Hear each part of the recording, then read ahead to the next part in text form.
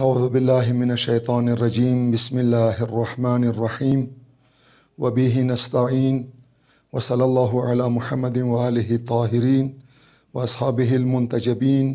قال الحكيم إن عدة الشهور عند الله 12 شهرا في كتاب الله يوم خلق السماوات والأرض منها 4 حرم ذلك دين القيم فلا تظلموا فيهن انفسکم.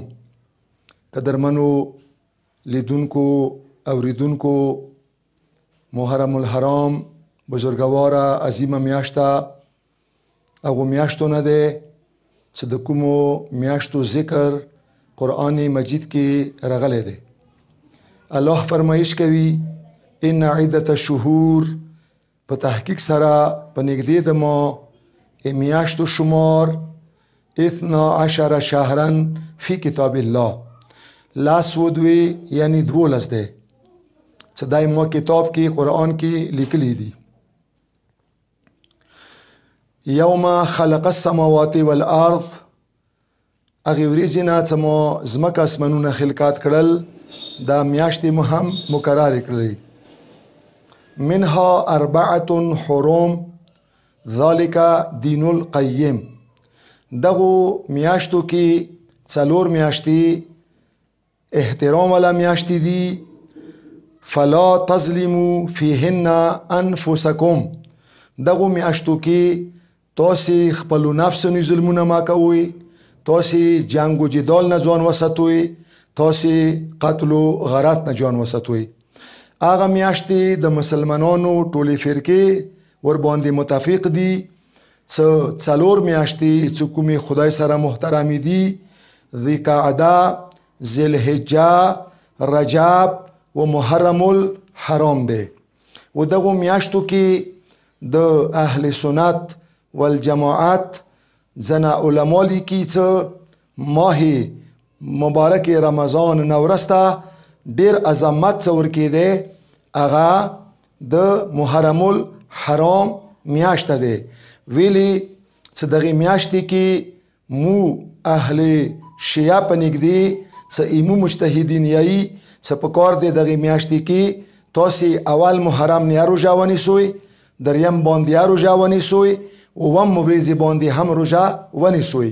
نو هغه د اهل سنت یو کتاب کې ما پړاو کړي وو چې پیغمبر اکرم روایت وکړلو چې دا روژه چې چا د لکه مو 3 روژې ستو، دا روژه یوه وساتله، یوې روژې بدل کې به رب ذوالجلال دې ته د 10 روزو ثواب ولیکي.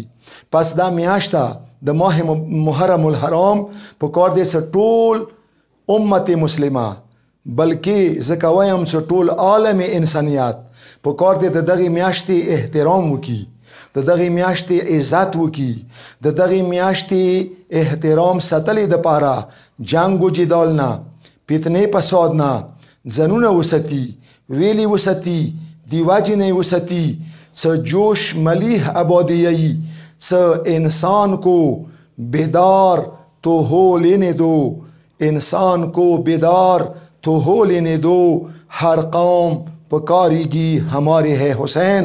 کچیری څوک انسان لک سوچ ته پرېږدوي، که انسان دی خبرې باندې غور وکي، صرف مسلمان نه بلکې څوره فرقې دي، انسانیت څوره انسانیت دی.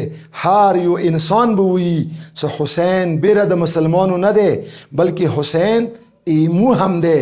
ویلی چې حسین دغې میاشتې کې خپله وینه ویر کړه، د خپلو ورونو وریرونو د اصحابو وینه ویر کړله. هغه ضمیرونه څه مرده وو، هغه مرده ضمیرونه حسین خپلې وینې سره شهادت سره زنده کړل، هغه یې بیدار کړل. لہذا زه ټول امت مسلمه ته بلکې ټول انسانیت ته یم چې هغه د محرم الحرام میاشتې احترام وساتي، جنگ و جدل نه بچ شي، خونریزۍ و فساد نه بچ شي. ویلې څه زمانه جاهلیت کې هم هغو خلکو چې هغه ډیر جهیل وو دغې میاشتې کې چا د پلار قتل نه بدله نه اخیستله، چا د ورور قتل نه بدله نه اخیستله. پس ټول انسانیت ته بالخصوص امت مسلمه ته زه اپیل کوم چې دغې میاشتې کې فتنه و فساد نه، بدګویۍ نه، بد زبانه، بدو خبرونه اجتناب وکړي او دغې میاشتې کې صرف و صرف د مولا حسین ذکر وکړي. والسلام علینا وعلیکم ورحمة الله وبرکاته.